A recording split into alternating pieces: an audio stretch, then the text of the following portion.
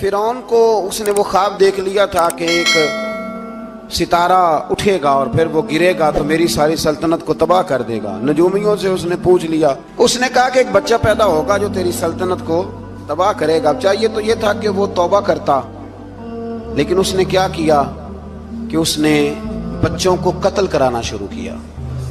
یذبحون ابناءکم، ذبح کرا دیتا تھا تمہارے بیٹوں، اور بچیوں کو وہ زندہ رکھتا تھا۔ تو حضرت موسیٰ جب پیدا ہوئے تو ان کی والدہ نے پتہ کیا کیا، ان کو ایک صندوق میں بند کر کے دریا میں بہا دیا۔ اب دریا میں بہتے جا رہے ہیں تو ماں تھی تو پریشان بھی ہو گئی، ان کی ہمشیرہ کو کہنے لگی ذرا دھیان رکھنا کدھر جاتے ہیں۔ حضرت موسیٰ علیہ السلام دریا میں بہتے بہتے نا، فرعون نے نا دریا کے کنارے مکان بنایا ہوا تھا۔ آپ کو پتہ ہے بادشاہوں کا ذوق ہوتا ہے، آج کل ہمارے جو حکمران ہیں انہوں نے اس کا نام فارم ہاؤس رکھا ہوا ہے، میرا فارم ہاؤس، اور پرانے زمانے میں لوگ ڈیرا کہتے تھے۔ تو اس نے بھی اس طرح کا فارم ہاؤس بنایا ہوا تھا۔ وہاں پہ حضرت موسیٰ علیہ السلام تیرتے ہوئے تابوت کے اندر، صندوق کے اندر جا رہے ہیں۔ فرعون اور ان کی بیوی حضرت آسیہ بے اولاد تھیں، بڑی تڑپ تھی بیٹے کی، وہ بھی وہاں کھڑی تھی۔ صندوق تیرتا ہوا آیا تو فرعون نے کہا کہ جاؤ پکڑ کے لاؤ دیکھو کیا ہے۔ جب وہ لے کے آئے نا تو آپ کی ہمشیرہ جو نگرانی کر رہی تھی پریشان ہو گئی کہ یہ تو اس کے ہاتھ لگ گئے، یہ تو اب مار ڈالے گا۔ لیکن جب خوبصورت اور چمکتا ہوا بچہ دیکھا تو بی بی آسیہ کہنے لگی یہ بنی اسرائیل کا ہے ہی نہیں، یہ تو پتہ نہیں کہاں سے بہتا ہوا یہاں آ گیا ہے، تم ایسے ہی چھوڑ، یہ پتہ نہیں کہاں سے، رکھ نہ لیں رکھ نہ لیں۔ تو حضرت موسیٰ علیہ السلام وہ کہنے لگا نہیں انہی کے ہیں، موسیٰ علیہ السلام اسی کے ہیں۔ تو آسیہ کہنے لگی تیرے تو سر پہ نا بس بھوت ہی سوار ہو گیا، ہر وقت وہی لوگ تجھے یاد رہتے، یہ پتہ نہیں کہاں سے بہ کے آیا۔ اب رکھ لیا، مان گیا فرعون۔ آپ فرعون کے گھر میں جو اس لیے بچے مروا رہا تھا کہ میری سلطنت حضرت موسیٰ پیدا نہ ہو جائیں، تو اسی کے گھر میں پرورش پانے لگے، اسی کے گھر میں۔ اب عورتیں منگائیں گئی دودھ پلانے کے لیے، تو حضرت موسیٰ علیہ السلام کسی بی بی کا دودھ نہیں پیتے، تو آپ کی ہمشیرہ نہ وہیں دائیں بائیں گھومتی رہتی۔ تو کہنے لگی جناب آسیہ سے کہ میں ایک بی بی کو جانتی ہوں، بڑی صاف ستھری ہے، مجھے امید ہے یہ بچہ اس کا دودھ پیے گا۔ تو فرعون کہنے لگا دوڑ کے لا، تو اپنی والدہ کو لے کے آئیں تو حضرت موسیٰ نے فوراً دودھ پینا شروع کر دیا۔ فرعون کو پھر تھوڑا شک ہوا۔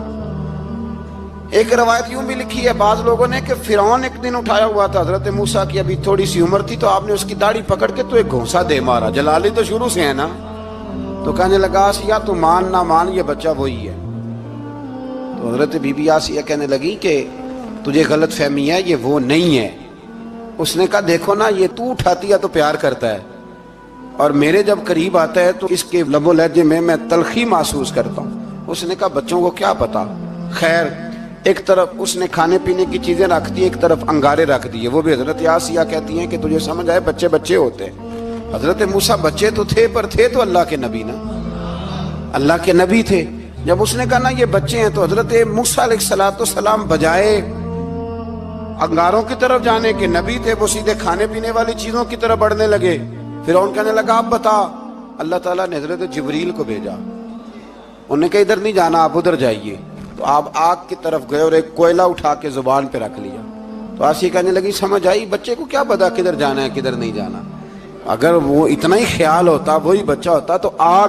اور بعض مفسرین نے لکھا ہے یہ جو حضرت موسیٰ دعا مانگتے تھے نا رب اشرح لی صدری ویسر لی امری، یہ وہ آگ کا انگارہ جب کوئلہ منہ میں رکھا تھا نا تو اس کی وجہ سے زبان میں کچھ لکنت آ گئی، تو آپ دعا کرتے تھے کہ یا اللہ میری زبان کی وہ بند گرا کھول دے تاکہ میں کھل کے فرعون کے سامنے بات کر سکوں۔ وہیں حضرت موسیٰ پلنے لگے، وہیں پلے، وہیں جوان ہوئے، وہیں اللہ نے ساری دولتیں دی، بہن بھی ملی، ماں بھی ملی، اور سارے عزیزوں کا پیار بھی ملا۔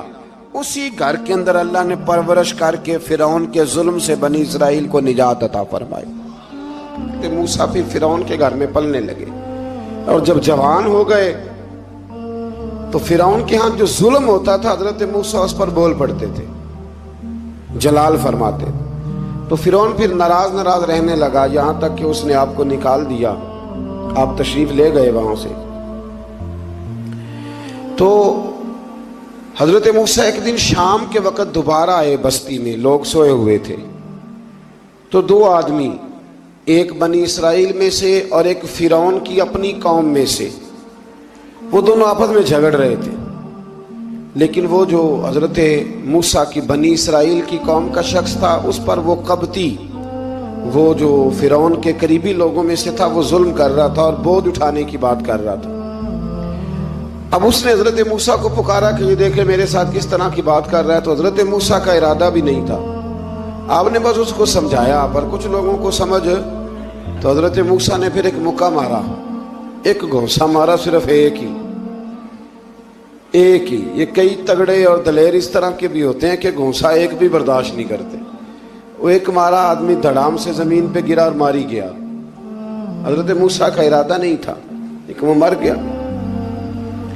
حضرت موسیٰ علیہ السلام نے اس بات پر اپنے رب سے استغفار بھی فرمائی. قرآن کہتا ہے کہ انہوں نے معافی چاہی کہ اللہ میرا ارادہ نہیں تھا. بہرحال اگلے دن نا حضرت موسیٰ دوبارہ آئے. وہ سنا کرتے تھے نا ہم کہ بیوقوف دوست سے عقل مند دشمن بہتر ہوتا ہے. وہ کم از کم دشمنی تو عقل مندی سے کرتا ہے نا، لیکن جو بیوقوف دوست ہو بیوقوفی. حضرت موسیٰ دوبارہ آئے تو وہ بنی اسرائیلی اگلے دن کسی اور سے جھگڑا کر رہا تھا. پھر اس نے مدد کے لیے پکارا تو حضرت موسیٰ کہنے لگے مجھے لگتا یہ ہے کہ تیری عادت ہے، تو خود بڑا جھگڑالو ہے، تو نے روز نیا جھگڑا شروع کیا ہوتا ہے. حضرت موسیٰ جب اس کی طرف بڑھے نہ ڈانٹنے کے لیے تو اس نے شور کرنا شروع کر دیا. کہنے لگتا ہے جس طرح آپ نے اسے کل قتل کیا تھا مجھے بھی قتل ہی کریں گے.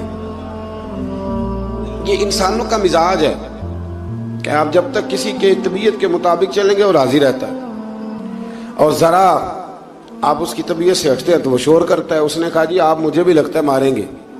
حضرت موسیٰ کلیم اللہ علیہ نبینا علیہ السلام کے بارے میں جب اس نے شور کیا تو بات پھر فرعون کے دربار تک گئی. وہ تو پہلے ہی بہانہ تلاش کر رہا تھا. اس نے کہا ڈھونڈو پکڑو اور معاذ اللہ شہید کریں گے.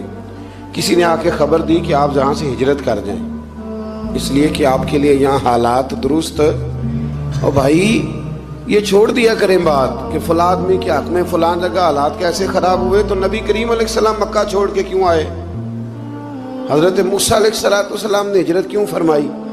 یہ ایک ایسی عجیب بحث ہے جس کو لوگ بلا وجہ چھوڑ دیتے، بلا وجہ چھیڑ دیتے ہیں. اور بالخصوص ایک خاتون نے ایک دفعہ مجھے پیغام دیا تو میں بڑی اس کی بات سن کے مجھے عجیب لگا. وہ کہنے لگی کہ دوسری جگہ میری شادی ہوئی ہے، مجھے طلاق ہو گئی تھی، تو مجھے ایک تانا روز سننے کو ملتا ہے تو اتنی اچھی ہوتی تو وہاں نہ رہ لیتی. تو بھئی یہ کوئی تانے والی بات ہے؟ کوئی ضروری ہے کہ بیوی غلط ہوتی ہے تو طلاق ہوتی ہے؟ اللہ کے محبوب علیہ السلام کی دو صاحبزادیوں کو ابو لہب کے دو بیٹوں نے طلاق بھیج دی تھی. کس کی غلطی تھی؟ تو آپ کیا کہہ سکتے ہیں یہاں کیوں طلاق؟ تو اتنی جلدی بات تھوڑی کر دیں گے آپ، تھوڑی احتیاط فرمائیں بولنے میں. تو حضرت موسیٰ علیہ السلام وہاں سے نکلے اور آپ مدین کی طرف چلے گئے. مدین وہ علاقہ تھا جہاں فرعون کی حکومت کوئی نہیں تھی. حضرت موسیٰ جیسے ہی وہاں پہنچے تو ان کے اندر ایک جذبہ تھا، ظلم ہوتا نہیں دیکھ سکتے. جب وہاں پہنچے تو انہوں نے دیکھا لوگ اپنے اپنے جانوروں کو گھاٹ پہ پانی پلا رہے ہیں اور دو خواتین ہیں وہ بالکل پیچھے کھڑی ہیں. تو حضرت موسیٰ کلیم آگے بڑھ کے کہنے لگے تم کیوں نہیں پانی پلاتی؟ تو وہ کہنے لگی ہمارا بھائی کوئی نہیں، باپ ہمارا بوڑھا ہے. اللہ اکبر.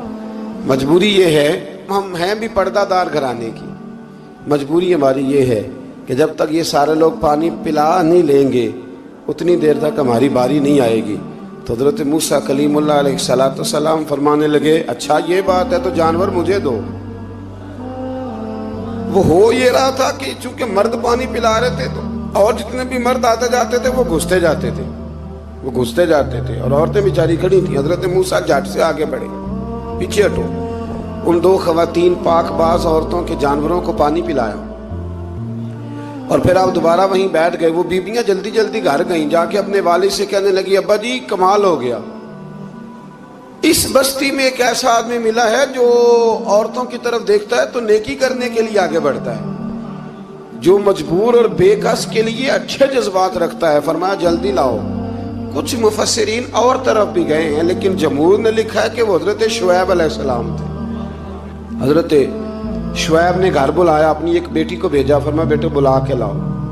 وہ جب گھر آئے تو آپ فرمانے لگے آپ میرے ساتھ اجرت طے کر لیں، 8 سال یا 10 سال آپ میری بکریوں کو چرائیں، میرے گھر میں رہیں۔ اور پھر فوراً ہی فرمانے لگے اگر آپ ہمارے گھر میں رہیں گے، دیکھ بھال کریں گے، تو میں اپنی ایک بیٹی کا نکاح بھی آپ کے ساتھ کر دوں گا۔ تو 8 سے 10 سال حضرت موسیٰ نے وہاں قیام فرمایا۔ اور پھر جب آپ کا نکاح ہو گیا تو آپ اپنی بیوی کو لے کے مصر کی جانب جا رہے تھے، تو رستے میں نا ٹھنڈ زیادہ ہو گئی، تو اپنی زوجہ سے کہنے لگے وہاں آگ جل رہی ہے، میں تیرے لیے آگ لے کے آتا ہوں تاکہ تو تاپ سکے، گرمی حاصل کر سکے۔ وہاں گئے تو درخت سے آواز آئی موسیٰ میں تیرا رب ہوں۔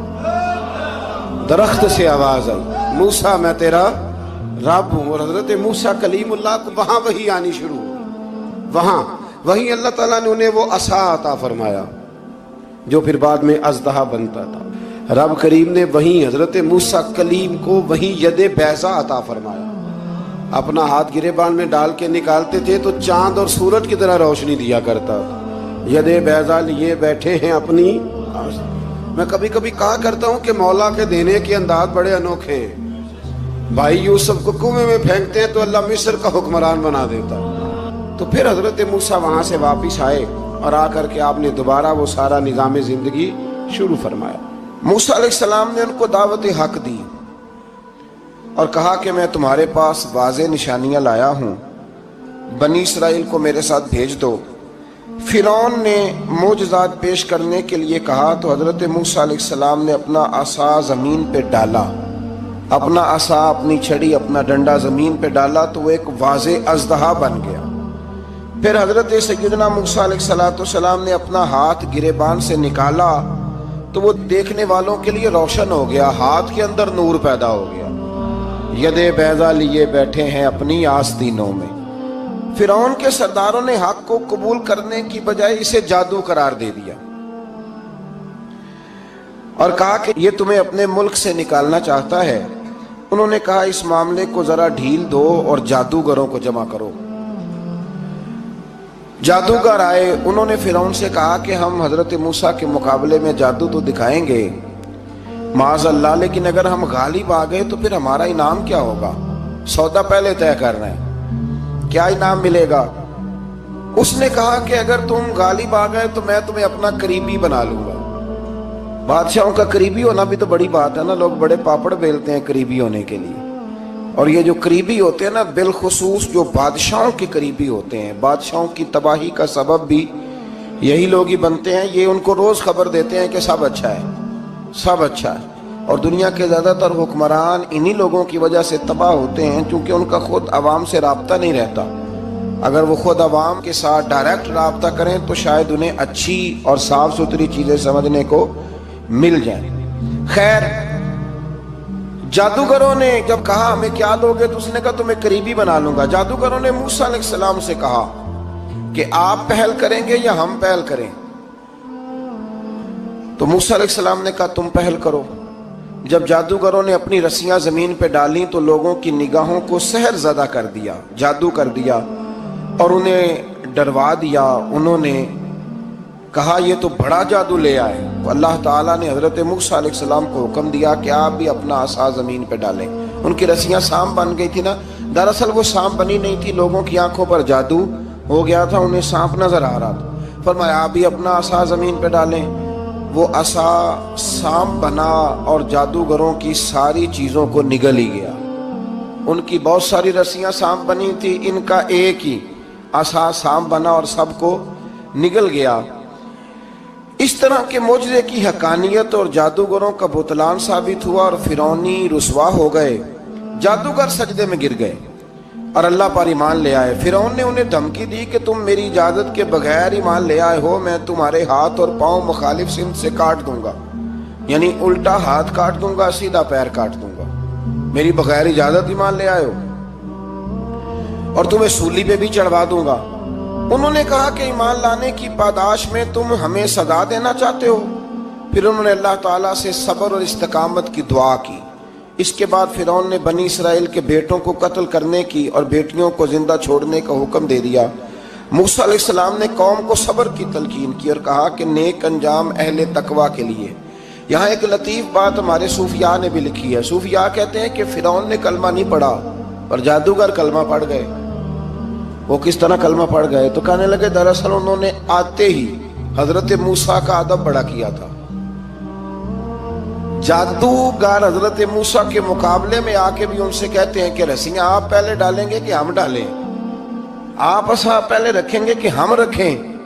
تو اتنا سا ادب کیا تو رب کریم نے فرمایا جو نبی کا ادب کرے وہ بے ایمان نہیں رہ سکتا، جو نبی کا ادب کرے وہ بے ایمان نہیں رہ سکتا، اور جو نبی کی بے ادبی کرے وہ ایماندار نہیں رہ سکتا۔ ختم ہو گئی بات۔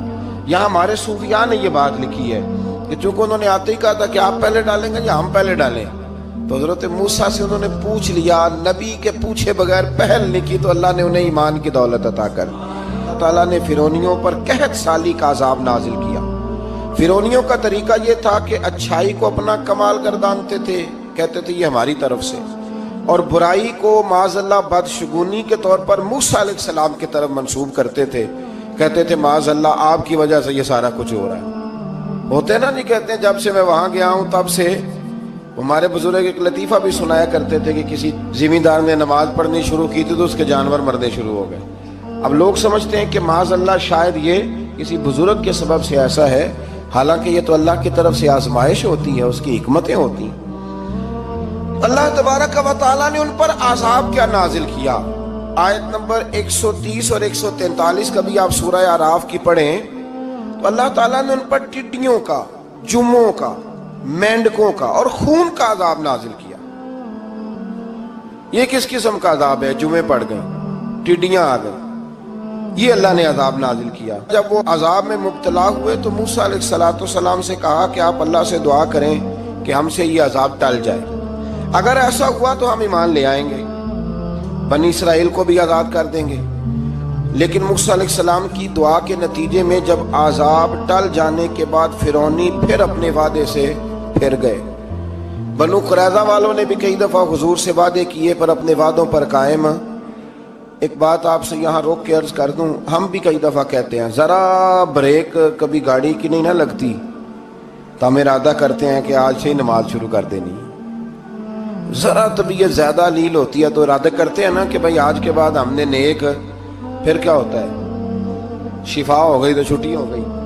یہ طریقہ درست نہیں، یہ تو کفار کا طریقہ بیان کیا نا قرآن پاک نے۔ یہاں فرمایا جب اللہ تبارک و تعالیٰ نے انہیں نجات دے دی تو اپنے وعدے سے مکر گئے، تو پھر اللہ تبارک و تعالیٰ نے بنی اسرائیل کو سمندر پار کر کے ایسی قوم کے پاس پہنچا دیا جو بتوں کی پرستش کرتی تھی۔ وہ تو بچ گئے لیکن فرعونی سارے دریا کے اندر غرق ہو گئے۔ حضرت موسیٰ علیہ السلام سے کہنے لگے کہ ہمارے لیے بھی ایک خدا بنا دیجئے۔ حضرت موسیٰ علیہ السلام نے فرمایا بت پرستی کرنے والے جاہل ہیں۔ یہ بت پرست قوم کے پاس جب گئے نا بنی اسرائیل والے، بت پوجتے ہوئے دیکھا تو کہنے لگے ہمارے لیے بھی سامنے بنا کے رکھ دو۔ فرمایا یہ تو جاہل ہیں، تم انہیں دیکھ کے اثر قبول کر رہے ہو اور اپنی جاہلیت کے باعث یہ ہلاک ہونے والے بھی ہیں۔ پھر اللہ تعالیٰ نے بنی اسرائیل پر اپنی نعمتوں کا ذکر فرمایا، اور موسیٰ علیہ السلام نے اپنی قوم میں ہارون علیہ السلام کو اپنا جانشین فرمایا اور کوہ طور پر تشریف لے گئے۔ اللہ نے فرمایا وہاں آ جائیں، میں آپ کو تورات عطا کرتا ہوں۔ 40 دن کا یہ عرصہ تھا۔ موسیٰ علیہ السلام نے وہاں پہ جا کے، وہ سارا واقعہ بھی انہی آیات میں ہے کہ حضرت موسیٰ نے عرض کیا تھا کہ رب ارنی، یا اللہ میں تجھے دیکھنا چاہتا ہوں، تو فرمایا لن ترانی، تو نہیں دیکھ سکتا۔ وہ بھی یہاں اللہ نے ذکر فرمایا۔ پھر اللہ تعالیٰ نے اپنی ایک تجلی جب کوہ طور پہ ڈالی تو حضرت موسیٰ علیہ السلام تاب نہ لا سکے اور بے ہوش ہو گئے، اور پہاڑ بھی ریزہ ریزہ ہو گیا۔ اس کا ذکر بھی اللہ نے انہی آیات میں فرمایا۔ آیت نمبر 144 سے 155 تک حضرت موسیٰ علیہ السلام کو رسالت عطا کرنے، کلیم اللہ کا منصب عطا کرنے، تورات عطا کرنے کا ذکر ہے۔ آگے چل کے بتایا کہ جو متکبر لوگ ہیں نا وہ آیات الہیہ سے منہ پھیرتے ہیں، اور جو لوگ اللہ کی آیات اور قیامت کو جھٹلاتے ہیں ان کے اعمال باطل ہیں۔ پھر موسیٰ علیہ السلام کے کوہ طور پر قیام کے عرصے میں بنی اسرائیل کے زیورات سے بچڑا بنا کر اسے معبود بنانے کا ذکر ہے۔ ان میں ایک جادوگر تھا سامری، سنا ہے سلالہ میں اس کی قبر ہے۔ حضرت موسیٰ کوہ طور پہ چلے گئے تو اس نے پیچھے سے سونے کا ایک بچڑا بنا لیا، اس میں سونے کی تاریں اس کے منہ میں لگائیں، ہوا چلتی تھی تو بجتی تھی۔ اتنے کمزور عقیدے کی یہ قوم تھی کہ انہوں نے فٹافٹ ماننا شروع کر لیا، فٹافٹ ماننا، کہنے لگے یہ ٹھیک ہے۔ چنانچہ موسیٰ علیہ السلام جب واپس آئے تو قوم پر غصے اور افسوس کا اظہار فرمایا اور کہا میرے پیچھے تم نے ایسا برا کام کیا ہے۔ انہوں نے تورات کی تختیاں بھی زمین پہ ڈالی اور اپنے بھائی ہارون علیہ السلام کا سر پکڑ کے اس سے جواب طلبی کی۔ انہوں نے کہا اے میرے ماں جائے، بڑے خوبصورت لفظ ہے قرآن پاک، اے میرے ماں جائے، اے میرے بھائی، قوم نے مجھے بے بس کر دیا اور قریب تھا کہ یہ مجھے قتل بھی کر دیتے۔ اب آپ مجھ پر سختی کر کے دشمنوں کو ہنسنے کا موقع نہ دیں، کبھی بھی دشمنوں کو اپنے اوپر ہنسنے کا موقع نہ دینا چاہیے۔ پھر آیت نمبر 151 میں موسیٰ علیہ السلام کی دعا اور کلمات استغفار کا ذکر ہے۔ آگے چل کے بتایا کہ غصہ ٹھنڈا ہونے پر موسیٰ علیہ السلام نے تورات کی تختیوں کو اٹھایا جن کی تحریر میں اللہ سے ڈرنے والوں کے لیے ہدایت اور رحمت کی بشارت تھی۔ آیت نمبر 156 سے لے کر 158 تک میں موسیٰ علیہ السلام کی دعا کا ذکر ہے، جس میں انہوں نے اپنی قوم کے لیے اللہ تعالیٰ سے دنیا اور آخرت کی بھلائی مانگی۔ اللہ تعالیٰ نے فرمایا یہ کامل نعمت میں ان لوگوں کو عطا کروں گا جو ایمان کے ساتھ تقوی بھی اختیار کریں گے، یہ انہیں